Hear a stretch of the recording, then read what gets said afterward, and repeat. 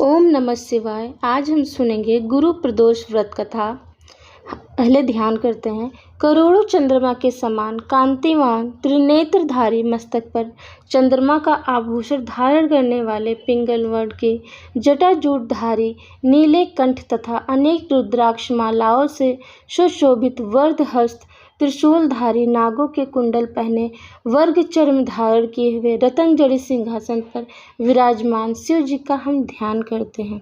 नमस्कार, भक्ति भजन चैनल में आपका स्वागत है। अब हम आगे की कथा सुनते हैं।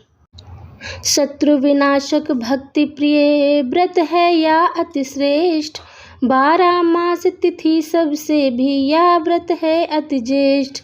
कथा इस प्रकार है कि एक बार इंद्र और वृत्रासुर में घनघोर युद्ध हुआ। उस समय देवताओं ने दैत्य सेना को पराजित कर नष्ट भ्रष्ट कर दिया।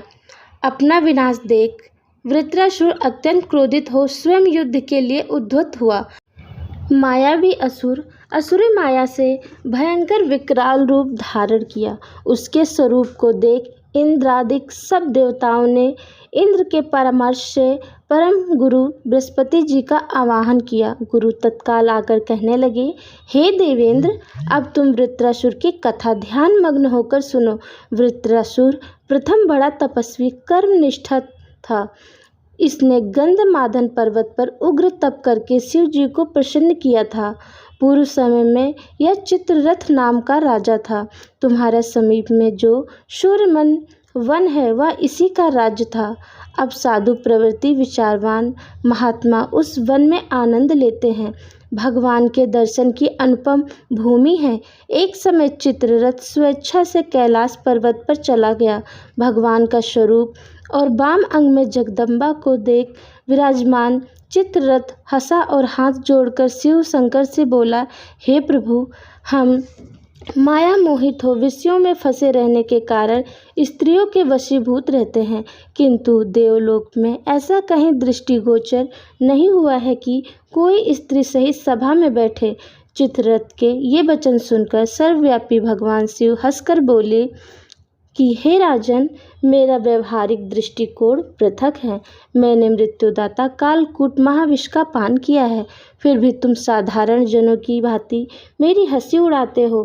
तभी पार्वती क्रोधित हो चित्ररथ की ओर देखती हुई कहने लगी, ओ दुष्ट, तूने सर्वव्यापी महेश्वर के साथ मेरी भी हंसी उड़ाई है।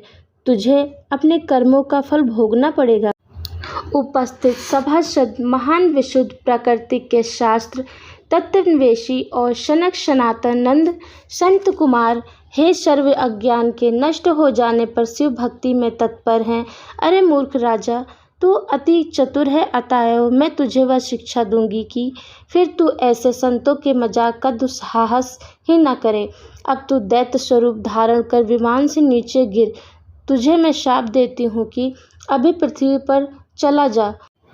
जब जगदम्बा भवानी ने चित्ररथ को यह शाप दिया तो वह तत्क्षण विमान से गिरकर राक्षस योनि को प्राप्त हो गया और प्रख्यात महाशूर नाम से प्रसिद्ध हुआ। तत्वष्टक नामक ऋषि ने उसे श्रेष्ठ तप से उत्पन्न किया और अब वही वृत्रासुर शिव भक्ति में ब्रह्मचर्य से रहा। इस कारण तुम उसे जीत नहीं सकते। अतएव मेरे परामर्श से यह प्रदोष व्रत करो, जिससे महाबलशाली दैत्य पर विजय प्राप्त कर सकोगे। गुरुदेव के वचनों को सुनकर सब देवता प्रसन्न हुए और गुरु त्रयोदशी व्रत प्रदोष व्रत विधि विधान से किया। बोलो श्री गुरु भगवान की जय, माता गौरी की जय।